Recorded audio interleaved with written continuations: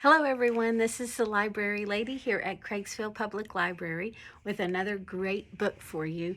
Today we have a book about friendship called Swashby and the Sea.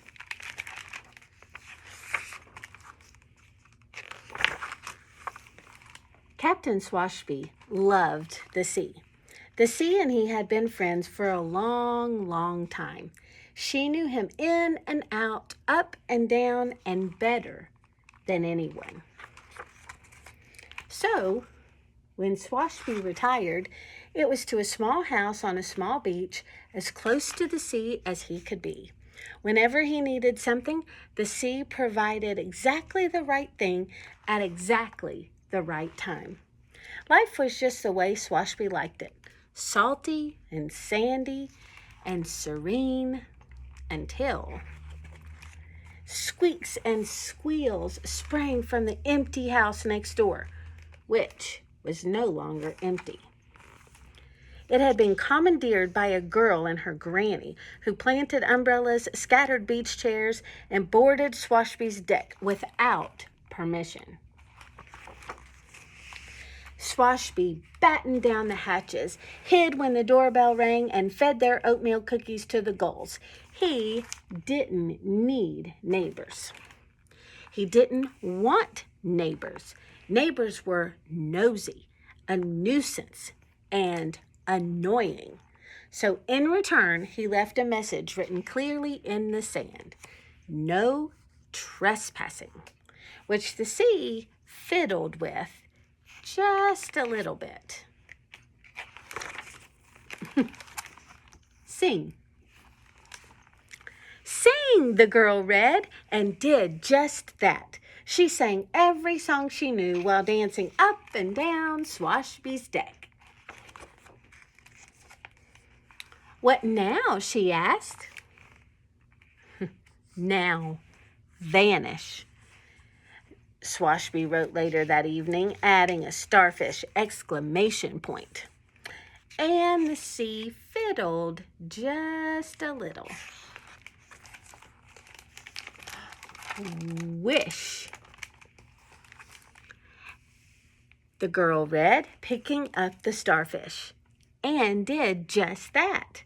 She closed her eyes and began, I wish... No, Swashby interrupted, stomping down the steps. If ye mean to make a starfish wish, you must say this: starfish back to waves so blue, the sea will see a wish come true. How lovely, Granny said. We wish you'd come for a cup of tea, Mr. Swashby. But Swashby wished to be left alone. So he grumbled and mumbled and hurried inside. He didn't need tea. He didn't want tea. Tea was civilized, friendly, and neighborly. What he needed was a new message. Please go away, he wrote firmly in the sand.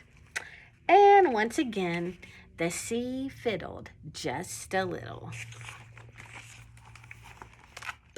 Play, the girl sounded out, and did just that, with Swashby shells and stones, with his buckets and shovels, and her towers kept falling.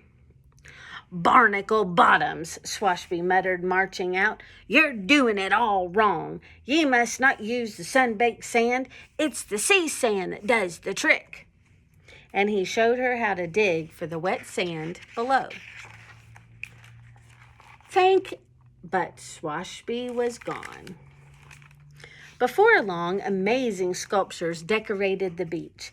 It's the clam shells ye should be using, Swashby called from inside. Come play, Mr. Swashby, the girl called back. Swashbys don't play, he answered, banging the shutters. So the sea decided to meddle more than just a little. She inched her way up the sand and tickled the girl's toes. She nibbled on the sculptures and slurped away the bucket. The girl tried to grab it, but, Look at me, the girl called. Look at her, Granny gasped. Oh dear, look at her. Granny hurried to the water's edge, but Swashby was already there. "What are ye up to, ye great salty imp?" he asked, scooping up the girl and the bucket. With a great big wave, the sea delivered the pair back to shore, and there was no stopping the laughing and thinking and hugging that was Swashby's reward. "I see what ye did," he whispered to the sea as he was whisked away to celebrate. After that, it was easy for Swashby to have tea with the girl and her granny, and ice cream and lobster and s'mores on the beach. It was easy for him to share his special sea glass. It was even easy for him to see that neighbors could be fun and friends and family. And when he had a moment to himself, Swashby carved a heartfelt message for the sea. "Thank ye, friend," which the sea fiddled with just a little bit.